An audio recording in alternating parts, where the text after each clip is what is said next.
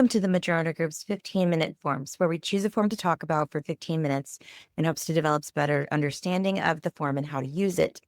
Today, I wanted to talk about the Inspection Contingency Basics, and I wanted to talk about all of the forms that are involved within the use of the inspection contingency. We're going to start with Form 35. Form 35 is the inspection contingency. It grants the buyer the access to the home after mutual acceptance. Without this, the buyer is not allowed to enter the property whatsoever. It also grants the buyer the right to inspect, ask for repairs or concessions, and to terminate if desired for any reason at all. A buyer may not enter the property after mutual acceptance unless they have been given permission to do so. This is the Form 35. It's just the first page. So remember, there is no such thing as an informational purpose inspection or a pass-fail. There's no pass-fail clauses. There is either an inspection contingency or there is not. Now, your inspection response must be given within the time specified in the inspection contingency, which is going to be located in paragraph 3, line 22. If no action is taken, the buyer will waive their right for the inspection contingency protections and their rights to move forward. They will be moving forward to closing no matter what. So remember, if you have an inspection contingency, the buyer's deadline to respond is going to default to 10 days or whatever is put in paragraph 3. This is a contingency that requires an action to take place. Otherwise, if no action is taken place, the contingency is waived. Keep in mind, paragraph 4, the inspection report is not to be given for any reason at all or in any capacity or portion without the seller's consent. Delivery of the inspection report or any portions of it will result in your buyer waiving their inspection contingency, and they will be moving towards closing. Now, to give a response with this inspection, we're going to reach for Form 35R. Initiating this form starts the response clock that's determined from the language and the dates written in Form 35. For the purpose of this, I'm going to be discussing this as boilerplate timelines. A buyer first gives their response. Now, this response is given within the time frame of the inspection contingency as a whole, again on line 22 in Form 35. After that is given, it immediately starts this clock. The buyer's response is written in paragraph 1. Once the buyer makes their response, they can't change their mind or they can't redact their response in any way. Once this form has been given, it cannot be ungiven. The seller then has a 3-day by boilerplate language amount of time to respond. And that has also the right to be done without interruption from the buyer. Now, once the seller has made their response, the buyer then has the opportunity to respond with how the seller responded. So the buyer immediately gives notice. The seller has 3 days to consider that and responds. The buyer then has 3 days of their own to decide how they would like to proceed. Now, there are the following choices. They can either accept it, move forward, or change the agreed response. The buyer's response to the seller is also something that should be uninterrupted, and the seller cannot redact their response. If no agreement can be made within those first 2 boxes, the third one is a choice. Now, the buyer makes their response, the seller selects their reply, and the buyer can reply in paragraph 3.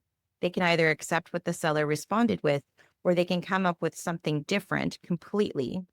They can reject it. I wanted to talk about the computation of time for this, because this is going to be a very important form to keep track of our dates.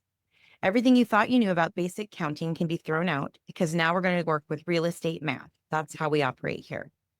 Your get out of jail free card has an expiration date.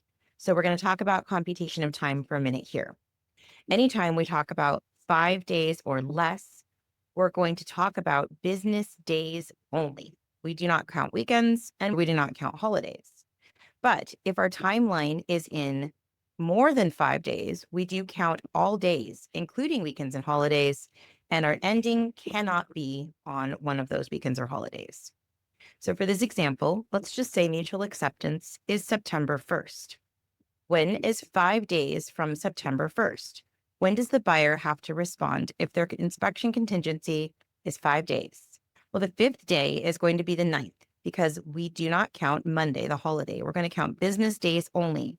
That would start our count from Tuesday. So we have Tuesday, Wednesday, Thursday, Friday, Monday. 5 days is Monday. What if our inspection contingency was 10 days? When would the buyer have to respond? 10 days is counted by calendar days. So we do count Monday. And that leaves our 10th day on Wednesday, the 11th. What if mutual acceptance is 9-1? We have an inspection contingency for 10 days, but the buyer has a 5-day additional inspection provision. If the buyer uses this additional 5 days, when does the buyer have to respond to their inspection contingency? Well, our 10th day would be the 11th. And if the buyer gets 5 additional days that they give notice on the 11th, it would end on the 18th. Let's look at how the responses work back and forth now. Let's look at mutual acceptance being on September 1st. We have a 10-day inspection period, and our default for response times is 3 days. Well, the inspection contingency would end and a response would need to be made on the 11th. Once that response is made, and it can be made before that, these dates will change depending on response time. Once the response is made on the 11th, the seller then has 3 days to review that response and decide what to do and how to respond.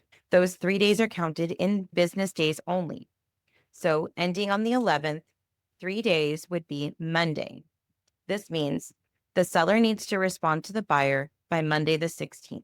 Now, once the seller responds, the buyer then has 3 days to decide how they want to proceed. The buyer's 3-day time would end on Thursday the 19th. This means by Thursday the 19th, an action must be taken to either accept it, counter, or move on.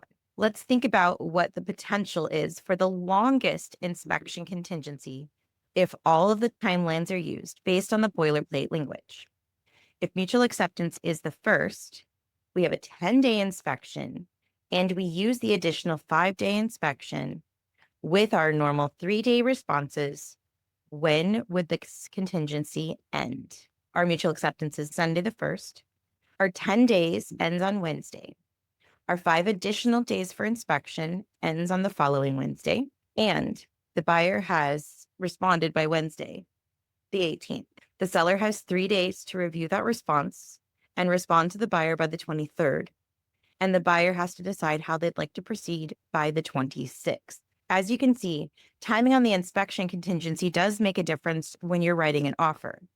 The seller is going to think about the worst case scenario being these dates, and your buyer may have something different in mind. So just keep that in mind when you're writing up your inspection contingency, that these are the possible ways that it can be drawn out, or if you're accepting one, how does that look to your seller? Now, there are times in our market where an inspection should or could be done before mutual acceptance.